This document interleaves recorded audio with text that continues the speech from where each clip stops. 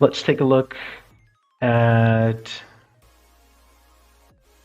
applying a different billing address when applying a payment. So this actually applies system-wide. This is not limited to just the Business Hub. This option can be used both through the Business Hub as well as through the customer account area, which is the area of the system that your customers get sent to when, let's say, you send a quote to them for approval. It's also available directly through the web store. So if someone's going through your website, customizing some product, adding it to the cart, and then completing their order that way, the option will also be available there. And so let's take a look at it through the Business Hub. The option will be similar across all of the different parts of the system that I mentioned, but since we're here in the Business Hub, we'll take a look at it here. So let me save the changes that I've applied to this order here.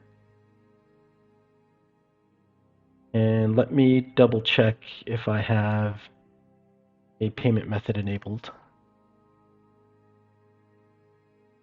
Okay, I've got PayPal. I'm going to need, yeah, that should be fine. So I'm going to jump into my payments tab for the order that I'm working on. And if I go to choose add payment, and I choose my credit/debit card option, which is going through my primary gateway, PayPal in this case, I have the same fields I had before, which was the card information, name on the card, card number, security code, expiration date. The new option is the one listed here at the bottom. Use a different address for payment. And when this is enabled, you get some additional address fields.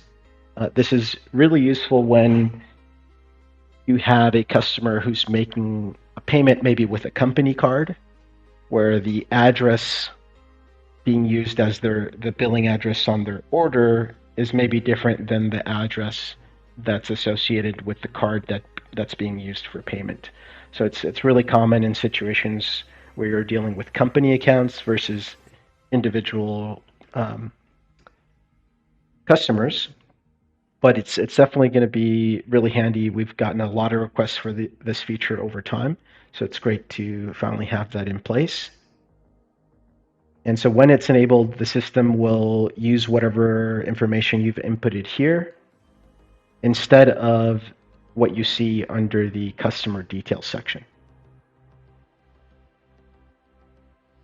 Okay, just like I mentioned, that will also be available through the customer account area. Let's see if we can quickly jump in and take a look at what that would look like. So here I am in my customer account area for that same order. If I were to go into the pay order screen, again, I'll get the same fields as before. Down at the bottom, I'll have that use different payment address, different address for payment option. And the last section, which we'll skip for now, is the web store checkout process, but we would see that exact same option listed there as well. Okay, so that's separate billing details for payment.